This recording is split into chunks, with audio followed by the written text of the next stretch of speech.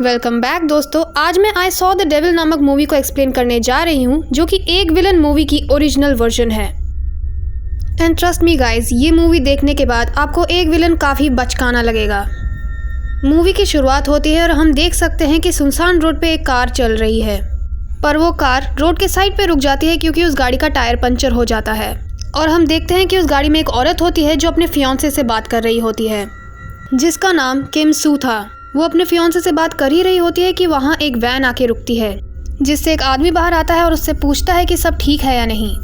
वो उसे बताती है कि उसका गाड़ी का टायर पंचर हो गया है, लेकिन वो मदद के लिए ऑलरेडी कॉल कर चुकी है और जल्द ही टो ट्रक वहाँ पहुँच जाएगी।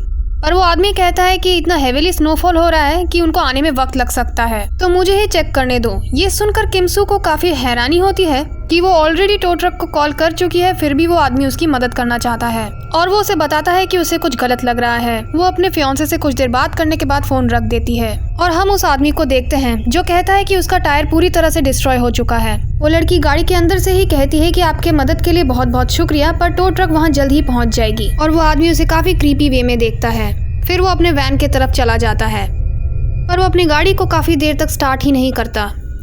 उस लड़की को अब समझ आता है कुछ तो गलत है और उसको अब डर लगने लगता है। पर इससे पहले कि वो अपनी गाड़ी को स्टार्ट करती, वो आदमी वापस से उसकी गाड़ी की तरफ आता है।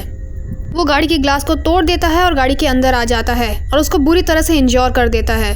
जब उसकी आंखें खुलती हैं तो वो पाती है कि वो एक दूसरे जगह में है। वो जल्दी समझ जाती है कि वो मरने वाली है। वो साइकोपैथ को कहती है कि वो प्रेग्नेंट है और इस बच्चे को वो जन्म देना चाहती है, पर क्योंकि वो एक साइकोपैथ था उसमें कोई दया की भावना नहीं थी और ये जानने के बाद भी वो उसे बेरहमी से मार डालता है। कुछ दिन बाद पुलिस को उसके लाश के टुकड़े मिलते हैं। दरअसल उस लड़की के पिता एक डिटेक्टिव थे और ये खबर जानने के बाद वो अंदर से बिल्कुल टूट जाते हैं। वो किम सू से माफ़ी मांगता है कि वो अपनी ही बेटी को बचा नहीं पाए। किम सू जो उसका फियांसे था उससे काफ़ी प्यार करता था और इस बात को जानकर वो बहुत डिप्रेस्ड हो जाता है। वो उसको खोने का दर्द किसी से नहीं बांटता। उसकी आंखों में आंसू थे, पर वो अपने आंसू किसी को नहीं दिखाता। वो बहुत शांत था, ठीक उसी तरह जैसे कि किसी तूफान के आने के पहले की शांति होती है। किम सू अपने जॉब से 2 हफ्ते की वेकेशन लेता है। दरअसल किम सू नेशनल इंटेलिजेंस एजेंसी का एक एजेंट होता है। वो अपने किसी कलीग से मिलने जाता है जो उसे एक कैप्सूल देता है और कहता है जिसके पास भी ये कैप्सूल होगा तुम उसका एग्जैक्ट लोकेशन अपने फ़ोन में देख सकते हो और तुम उनके बातें भी सुन सकते हो। पर अगर इसके बारे में किसी को पता चला तो दोनों काफ़ी बड़ी मुसीबत में पड़ सकते हैं। किम सू कहता है कि घबराओ मत, मैं ऐसा कुछ नहीं होने दूंगा और वहाँ से चला जाता है। किम सू अपने फादर इन लॉ के पास जाते हैं जो कि एक डिटेक्टिव थे। वो अपने फियांसे के मर्डरर के बारे में जानना चाहता था। वो किम सू को 4 सस्पेक्ट्स की डिटेल्स और सारे इन्फॉर्मेशन दे देते हैं। किम सू वो डिटेल्स लेके वहाँ से चला जाता है और उनमें से 2 को काफ़ी बुरी तरह से टॉर्चर करता है, पर वो समझ जाता है कि किलर इन दोनों में से नहीं है। फिर वो तीसरे सस्पेक्ट के पास जाता है जो अपने घर और बच्चे को छोड़ जाता है। उसके पेरेंट्स भी नहीं जानते कि वो कहाँ है। वो उस थर्ड सस्पेक्ट के बेटे से मिलता है और उससे पूछता है क्या तुम्हें पता है तुम्हारे पापा किधर है, जो अपने डैड की लोकेशन किम सू को बता देता है। वो वहाँ पहुँचता है और उसके घर की तलाशी लेता है। किम सू को वहाँ काफ़ी सारी लड़कियों के सामान मिलते हैं। पूरे घर की तलाशी लेने के बाद उसको वो रिंग मिलता है जो कि उसके फियांसे का था। ये रिंग किम सू ने ही दी थी और इसको देखने के बाद वो बहुत इमोशनल हो जाता है और वो समझ जाता है कि यही उस मर्डरर का घर है। दूसरी तरफ हम उस मर्डरर को देखते हैं जो कि बस में कुछ लड़कियों के साथ जा रहा था। वो उनमें से किसी एक लड़की को काफ़ी क्रीपी वे में देख रहा होता है। उसी रात एक लड़की उस स्कूल बस से मिसिंग होती है। हम देखते हैं कि उस साइको किलर ने उस लड़की को किडनैप कर लिया था। वो उस लड़की को सेक्सुअली असॉल्ट कर रहा होता है कि तभी उसका नाम कोई पीछे से पुकारता है। वो रुक जाता है और बाहर जाके लाइट्स ऑन करता है। वो देखता है कि एक आदमी उसके सामने खड़ा है जो कि किम सू था। वो उससे पूछता है क्या तुम पुलिस वाले हो? बड़ी हैरानी की बात है कि पुलिस ने मुझे इतनी जल्दी ढूंढ लिया, पर तुम जानते नहीं हो कि मैं कौन हूँ। वो उसकी तरफ दौड़ते हुए आता है और उसके हाथ में एक चाकू रहता है। वो उस पर अटैक करने जा रहा होता है कि किम सू अपने आप को डिफेंड कर लेता है और उसे बहुत बुरी तरह से पीटता है। रॉन उसे बहुत बार अटैक करने की कोशिश करता है, पर किम इतने अच्छे से ट्रेन था कि वो उसको एक प्लास्टिक से रैप कर देता है, जिसके कारण उसकी सांस अटकने लगती है।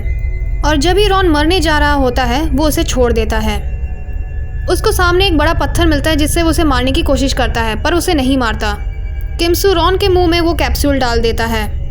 रॉन को इस बारे में नहीं पता होता क्योंकि वो बेहोश था और किमसू उस लड़की की जान बचा लेता है। जब उस किलर की आंखें खुलती हैं तब उसको सामने एक एनवलप मिलता है जिसके अंदर काफी सारे पैसे थे। वो साइको उन पैसों को देखकर हंसता है। दूसरी तरफ किमसू उस कैप्सूल की मदद से जो कि उस किलर के बॉडी के अंदर थी उसका एग्जैक्ट लोकेशन ट्रैक कर पा रहा था और यहाँ तक कि उसके बातें भी वो सुन सकता था। यॉन इंजर्ड था इसलिए वो डॉक्टर के पास जाता है। फिर वहाँ एक नर्स आती है जिसको वो काफी बुरी नजर से देख रहा था।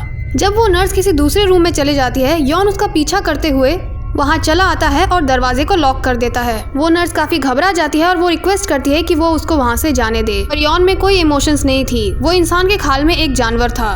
पर इसके पहले वो उस नर्स को असॉल्ट करता किमसू वहाँ आ जाता है। किमसू सिलेंडर से उसके सिर पे वार करता है और फिर वो उसको बहुत बुरी तरह से पीटता है। यॉन बस मरने ही वाला होता है और नर्स वहाँ से जा रही होती है, पर किमसू उसको वहाँ रोकता है और कहता है कि तुम्हें यॉन को बचाना ही होगा, नहीं तो वो मर जाएगा। और फिर वो यॉन को कहता है कि ये तो सिर्फ शुरुआत है, तुम्हें अभी और भी तड़पना बाकी है। और फिर किमसू उसके पैर को काटता है और यॉन दर्द में चिल्लाता है। ये देखकर नर्स भी चौंक जाती है। नेक्स्ट सीन में दिखाया जाता है कि यॉन का शरीर बहुत बुरी तरह से घायल हो चुका है। उसके हाथ टूट चुके हैं और उसका पैर भी, और वो ढंग से चल नहीं सकता। उसको ये बिल्कुल समझ में नहीं आ रहा था कि किमसू उसके साथ ऐसा क्यों कर रहा है, और वो बहुत कंफ्यूज भी था कि किमसू को हर बार उसका एग्जैक्ट लोकेशन कैसे मिल जाता है। उसको लगता है कि उसके पास कोई ट्रांसमिटेड डिवाइस है और वो उसको ढूंढने की पूरी कोशिश करता है, पर उसको कुछ नहीं मिलता। उसको लगता है कि उसकी गाड़ी में ही वो डिवाइस है जिसकी वजह से किमसू को हिंट मिल जाता है, इसलिए वो बीच रास्ते में गाड़ी को चेंज करता है।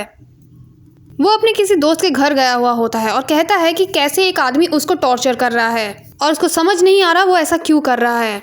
तो उसका दोस्त जो भी एक साइको था उसको बताता है कि शायद वो किसी परिवार वालों में से है जिनको तुमने मारा है।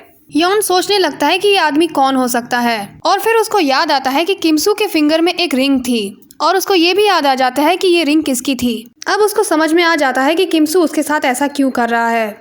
दूसरी तरफ यॉन का दोस्त एक लड़की को बांध कर लेके आता है और इसके पहले कि वो उसको मारने ही जाता है किमसू वहाँ आ जाता है। किमसू उसको सबक सिखाता है और यॉन भी वहाँ आ जाता है और तीनों आपस में लड़ने लगते हैं, पर किमसू उन दोनों को ही ओवर पावर कर लेता है और उन्हें बुरी तरह से पीटता है।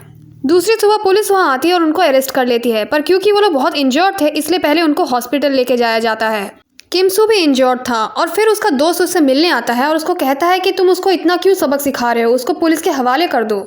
किमसू कहता है कि नहीं, अभी नहीं, मैं उसको तब तक नहीं छोड़ूंगा जब तक मेरा बदला पूरा नहीं हो जाता और उसको उसके क्राइम्स के सज़ा नहीं मिल जाते। पर वो उसको बताता है कि ये कैप्सूल अब ज़्यादा देर काम नहीं करेगा जब तक वो कॉन्स्टिपेटेड नहीं हो जाता। किमसू उसको चुप रहने बोलता है क्योंकि यॉन बगल में ही लेटा हुआ था, पर उसका दोस्त कहता है कि फिक्र मत करो, वो अनकॉन्शियस है और हमारी बातें नहीं सुन सकता। पर एक्चुअली वो अनकॉन्शियस नहीं था, वो बस एक्टिंग कर रहा था और उसने उनके सारे बातें सुन लिए थे। उसको अब समझ में आ जाता है कि किमसू को हर बार उसका एग्जैक्ट लोकेशन कैसे मिल जाता है। किमसू उसको अब वापस से एक सुनसान जगह में छोड़ देता है ताकि वो फिर से कोई क्राइम करे और वो फिर से उसको सबक सिखा सके। पर यॉन को अब सब कुछ पता चल चुका है। वो कहता है कि मुझे मालूम है तुम मुझे सुन सकते हो, और उसको कहता है कि तुम इस डिसीजन को लेके पूरी जिंदगी पछताओगे कि जब तुम्हारे पास मौका था तब तुमने मुझे नहीं मारा। वो कहता है कि मुझे तुम्हारे बारे में सब कुछ पता चल गया है और तुम मुझसे उस लड़की के लिए बदला ले रहे हो। शायद तुमको नहीं मालूम, लेकिन मरने से पहले उसने मुझे बताया था कि वो माँ बनने वाली है, और ये बात किमसू को सच में नहीं मालूम थी। यॉन उसको बताता है कि वो मेरे सामने कितना गिड़गिड़ाई ताकि मैं उसकी जान बख्श दूं।